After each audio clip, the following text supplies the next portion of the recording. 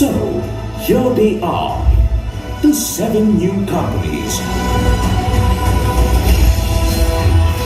Wishing the 7 new stars of defense production the very best and dedicating them to India on the occasion of our 75th year of independence.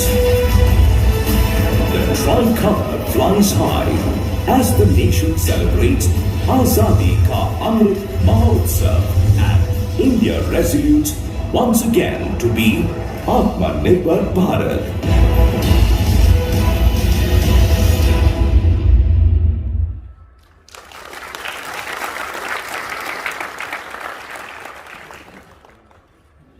Distinguished dignitaries, ladies, gentlemen, and thousands of proud Indians connected to this ceremony through the digital media. The moment that we are all waiting for is here. Honorable Prime Minister of India, Shri Narendra Modi, will now address the ceremony. नमस्कार। राष्ट्र रक्षा में जुड़े इस महत्वपूर्ण कार्यक्रम में हमारे साथ जुड़े देश के रक्षा मंत्री श्रीमान राजनाथ सिंह जी, राज्य रक्षा मंत्री श्रीमान अजय भट्ट जी, रक्षा मंत्रालय के सभी अधिकारीगण और देश भर से जुड़े सभी साथियों, अभी 2 दिन पूर्व ही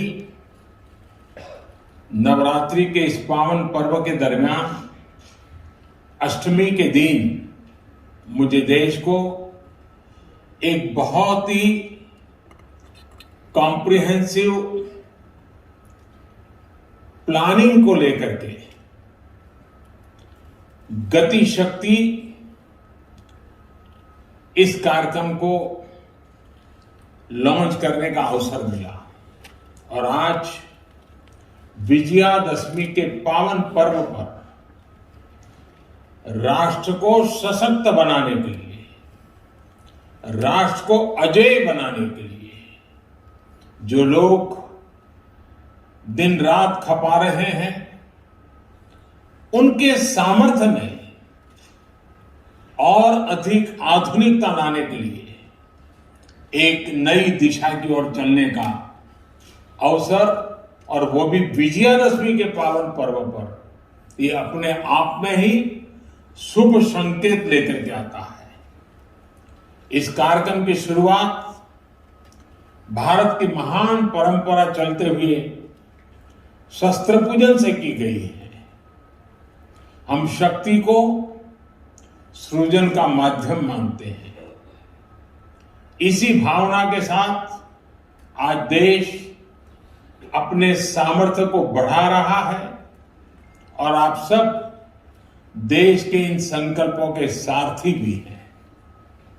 मैं आप सभी को और पूरे देश को इस अवसर पर विजयादशमी की पुनः बहुत बहुत हार्दिक बधाई देता हूं। साथियों, आज ही पूर्व राष्ट्रपति भारत रत्न डॉक्टर एपीजे अब्दुल कलाम जी की जयंती भी है। कलाम साहब ने जिस तरह अपने जीवन को शक्तिशाली भारत के निर्माण के लिए समर्पित किया, ये हम सभी के लिए प्रेरणा है। रक्षा क्षेत्र में आज जो 7 नई कंपनियां उतरने जा रही है, वो समर्थ राष्ट्र के उनके संकल्पों को और मजबूती देगी। साथियों, इस वर्ष भारत ने अपनी आजादी के 75वें साल में प्रवेश किया है। आजादी के इस अमृत काल में देश एक नए भविष्य के निर्माण के लिए नए संकल्प ले रहा है और जो काम दशकों से अटके थे, उन्हें पूरा भी कर रहा है। 41 ऑर्डिनेंस फैक्ट्रीज को नए स्वरूप में किए जाने का निर्णय, 7 नई कंपनियों की ये शुरुआत देश की इसी संकल्प यात्रा का हिस्सा है। ये निर्णय पिछले 15-20 साल से लटका हुआ था। मुझे पूरा भरोसा है कि ये सभी 7 कंपनियां आने वाले समय में भारत की सैन्य ताकत का एक बहुत बड़ा आधार बनेगी।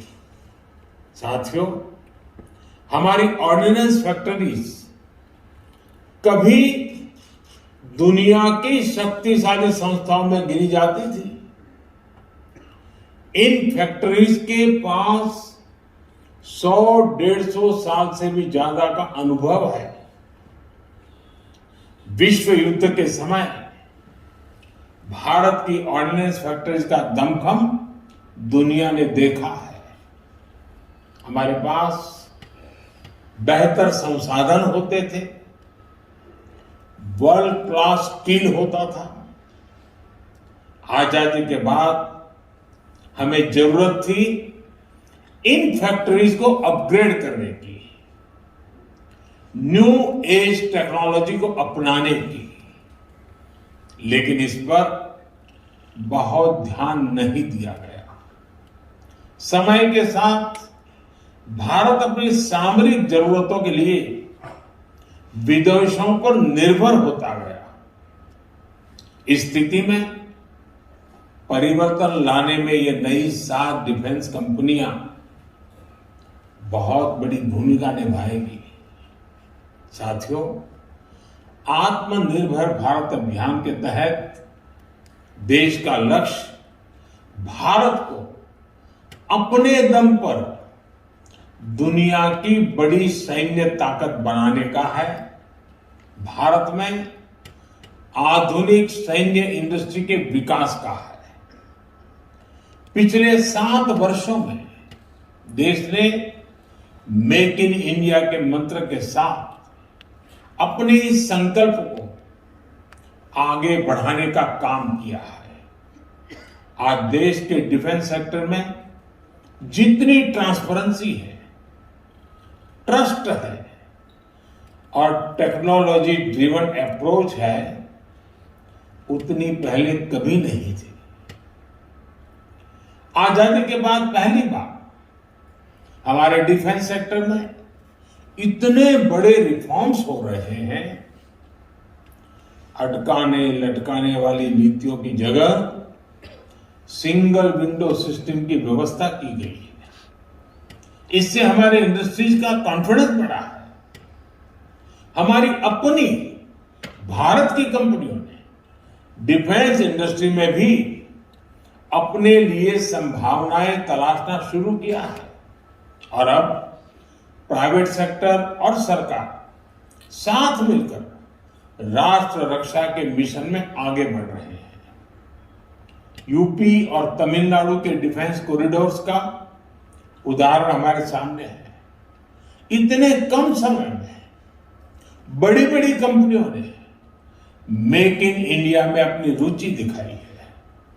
इससे देश में युवाओं के लिए नए अवसर भी तैयार हो रहे हैं और सप्लाई चेन के रूप में कई एमएसएमई के लिए नई संभावनाएं बन रही है।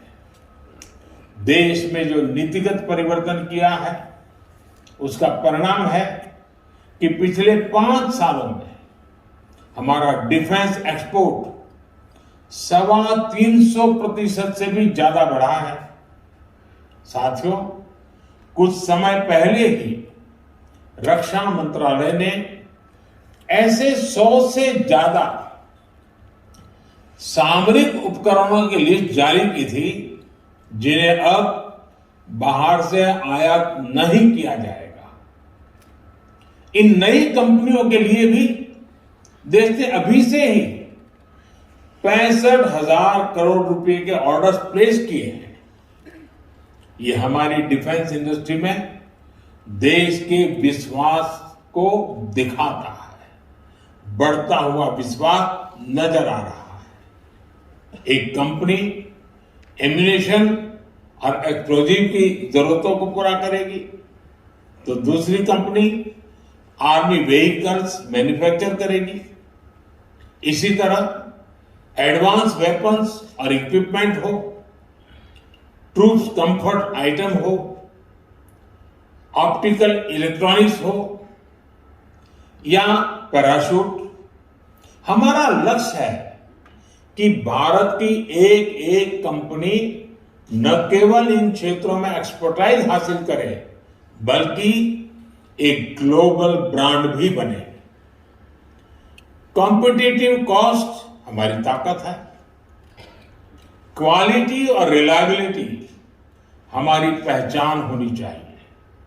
साथियों, मुझे विश्वास है कि इस नई व्यवस्था से हमारे यहां ऑर्डिनेंस फैक्ट्रीज में जो टैलेंट है, जो कुछ नया करना चाहते हैं, उन्हें अपनी प्रतिभा दिखाने के लिए पूरी स्वतंत्रता मिलेगी।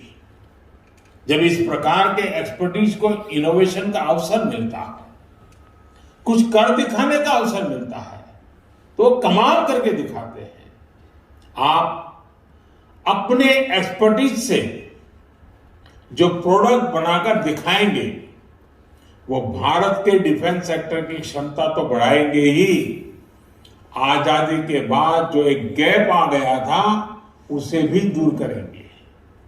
साथियों, 21वीं सदी में कोई देश हो या कोई कंपनी, उसकी ग्रोथ और ब्रांड वैल्यू उसके रिसर्च और इनोवेशन से तय होती है। सॉफ्टवेयर से लेकर स्पेस सेक्टर तक भारत की ग्रोथ, भारत की नई पहचान इसका सबसे बड़ा उदाहरण है। इसलिए मेरा सभी 7 कंपनियों से भी विशेष आग्रह है कि रिसर्च और इनोवेशन आपके वर्क कल्चर का हिस्सा होना चाहिए, उसको प्राथमिकता मिलनी चाहिए। आपको केवल दुनिया की बड़ी कंपनियों की बराबरी ही नहीं करनी है, बल्कि फ्यूचर टेक्नोलॉजी में लीड भी लेनी है। इसलिए ये जरूरी है कि आप नया सोचें, रिसर्च ओरिएंटेड युवाओं को ज्यादा से ज्यादा मौका दें, उन्हें सोचने की पूरी छूट दें। मैं देश के स्टार्टअप से भी कहूंगा, इन 7 कंपनियों के जरिए आज देश ने जो नई शुरुआत की है, आप भी इसका हिस्सा बनिए। आपकी रिसर्च, आपके प्रोडक्ट्स कैसे इन कंपनियों के साथ मिलकर एक दूसरे की क्षमताओं से लाभान्वित हो सकते हैं, इस ओर आपको सोचना चाहिए। साथियों, सरकार ने सभी कंपनियों को एक बेहतर प्रोडक्शन एनवायरनमेंट देने के साथ साथ पूरी फंक्शनल ऑटोनॉमी भी दी है। इसके साथ ही ये भी सुनिश्चित किया गया है, इन फैक्ट्रीज के कर्मचारियों के हित पूरी तरह से सुरक्षित रहें। मुझे पूरा भरोसा है कि देश को आपकी एक्सपर्टाइज का बहुत लाभ होगा और हम सब मिलकर आत्मनिर्भर भारत के अपने संकल्प को पूरा करेंगे। इसी भावना के साथ फिर एक बार आप सबको विजयादशमी की बहुत बहुत शुभकामनाएं। आप सभी का बहुत बहुत धन्यवाद।